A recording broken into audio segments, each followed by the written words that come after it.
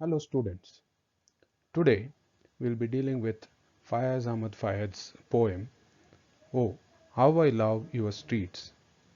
This poem is prescribed for 4th semester students belonging to science stream of Bangalore University and Bangalore North University. Hi, I'm Dr. Harish, Assistant Professor of English, Government First Rate College, Chanpatna. As we all know, Faiz Ahmad Faiz is one of the most celebrated Urdu poets of Pakistan. He was very much influenced by Mirza Ghalib and Iqbal. Any student who is trying to understand this poem should know few relevant facts about Faiz Ahmad Faiz. Faiz Ahmad Faiz was imprisoned many times for opposing the oppressive regime of Liaquat Ali Khan. In the later stage of his life, he became an exiled poet. He spent his last days in the country of Lebanon, precisely in Beirut, the capital city of Lebanon.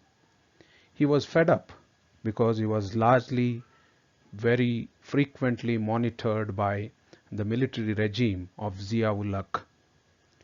The poem prescribed, Oh, How I Love Your Street, depicts the pathetic state of a land in the grip of totalitarian regime. This poem can be understood or can be looked at as a very strong expression of protest or dissent. In my view, it is appropriate to compare Faiz Ahmad Faiz with other great protest poets of the world. Bertolt Brecht of Germany was hounded by the Nazi regime. Chilean poet Pablo Neruda and Spanish poet Federico Garcia Lorca were pestered by the Spanish regime led by Franco. Eventually, Lorca was even assassinated by Franco.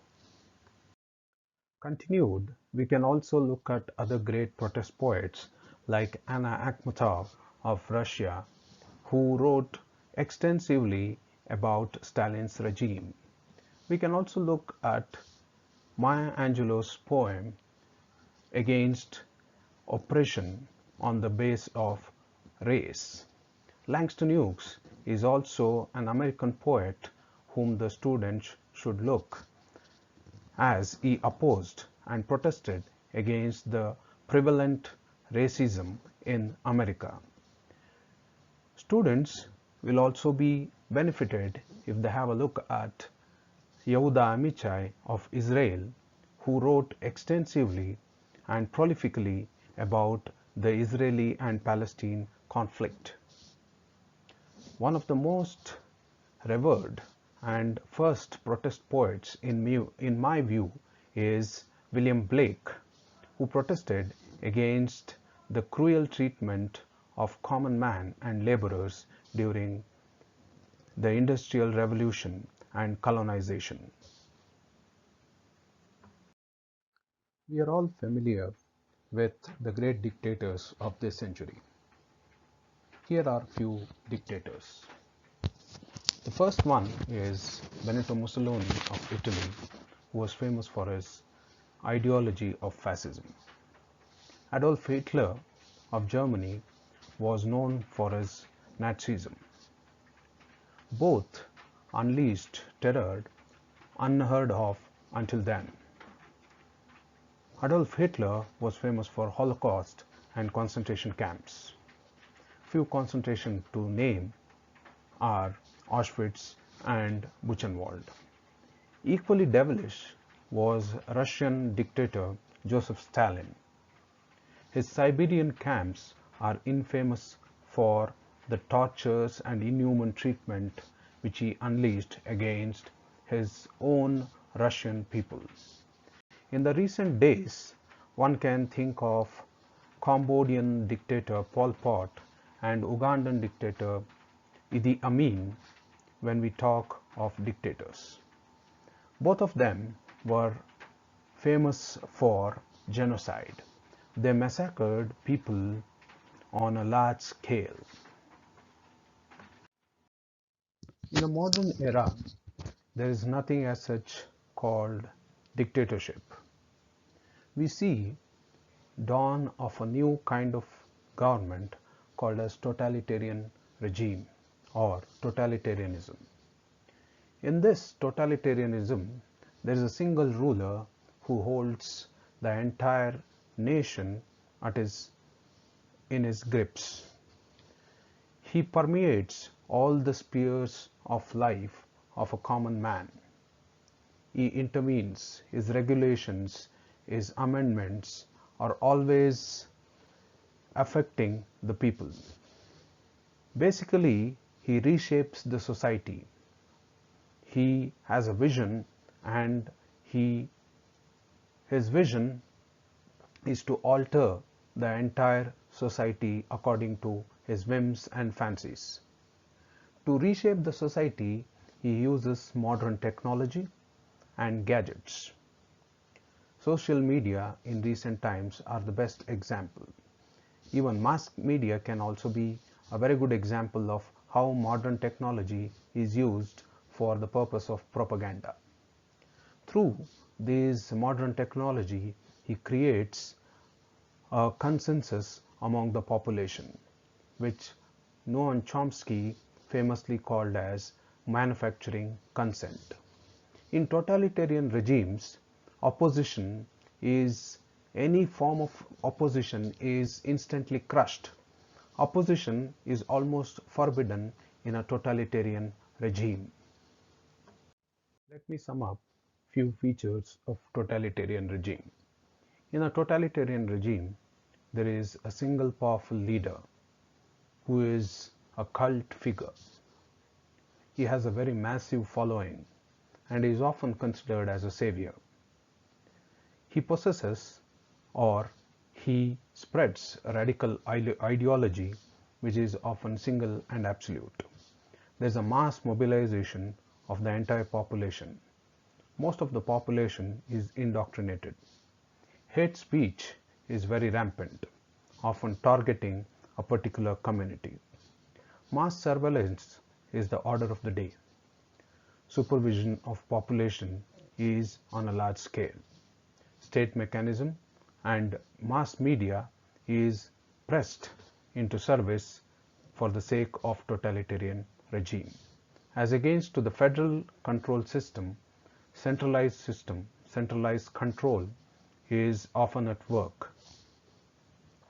Totalitarian regime always promotes fanaticism, fundamentalism, and extremism. Whenever it is needed to subdue or crush any kind of rebellion, totalitarian regime uses terror and violence. There is nothing called as privacy. Everybody is heard. Eavesdropping is rampant in a totalitarian regime. It is in this backdrop one should read the poem "Oh, How I Love Your Streets" by Faiz. If you read this poem, you can immediately understand that poet is writing against a totalitarian regime. Let us read and understand the poem line by line. The first line reads, "Oh, how I love your streets, my land of birth." In this in the first line, it is very much evident that poet is yearning for the glorious past. It is also evident that poet is in exile. In the second line, which goes like this, "Where no one may now walk with head held high." The word now is very important. Now, the present is very gloomy for the poet. Nobody can walk with his head held high. And those who venture out, going out is a sign of freedom. But here, the people who venture out are at risk of losing their life and limb. In these two lines, the poet makes it very clear that the kind of that totalitarian regime is at its efficient best. The citizens are not allowed to exercise even their basic freedom, basic rights. If they venture out, their very life is at risk. Then how should the citizens behave? They must keep their eyes on the ground. They might be law-abiding citizens. What kind of laws totalitarian regime imposes? It is very stringent rules and laws, but nobody can voice their opinion against these rules. Every day there will be new rules and regulations, and one has to adhere to these new rules and regulations. So the citizens are burdened by regulations and norms on a daily basis. Who is free in a totalitarian regime? The secret police, which is symbolically referred to as dogs here, are free to roam the city. They are the machinery used for massive surveillance. Any kind of rebellion which is depicted in the poem in the form of stones, we very often associate rebellion with stone pelting. The stones, any kind of rebellion is locked away. So the innocence is crushed. The people, the innocent citizens are not allowed to exercise their rights. So this is how the totalitarian regime functions.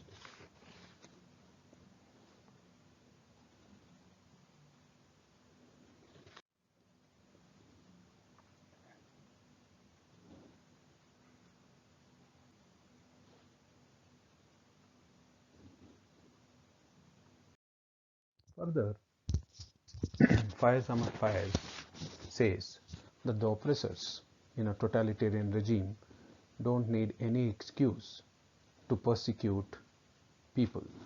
They don't need any excuse to severely curtail the freedom of the citizens, because now they have become the judge as well as the prosecutors. They are like just gods who is omniscient, omnipotent, and omnipresent. Does these totalitarian regime last forever? Is there no respite for common man? Faiz is very optimistic in his outlook. He says that man has always fought these kind of oppression.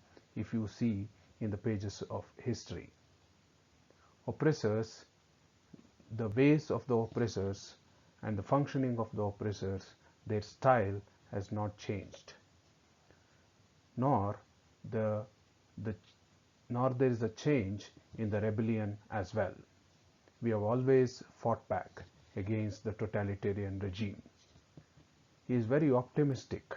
This is quite visible in the line that flowers will eventually blossom through fire. He has unflinching faith in the people and their abilities. That's why he says that oppressions will never win and people will never lose. The oppressor in the totalitarian regime might ride on a high wave for this day. He might project himself to be a god and a savior, but these are temporary glories. In a few days, common man will hit back. He will topple the regime. But one has to keep up the faith in oneself, and one has to tread the path of difficulties. One has to bear the fortunes of ups and downs. He has to have unflinching faith in the rebellion. So eventually Faiz instills lot of hope, courage in common man. he has a lot of faith in the abilities of the common man. And he says, one day, on a glorious day, common man will be victorious. For the benefit of the students, I have translated this poem into Kannada. One can have a look at it. This is a transcreation of the poem. Please do read it for the better understanding of the poem.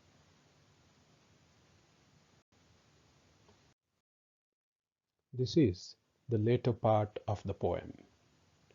Please do read the last stanza and you will understand that Faiz Ahmed Faiz is very optimistic about the future. He certainly knows that one day these totalitarian regimes will fall. In this presentation, I've tried to provide the backdrop for the poem and contextualize the poem. I've also explained the poem briefly. Hope the students have enjoyed this presentation. All the best for the exams. Thank you.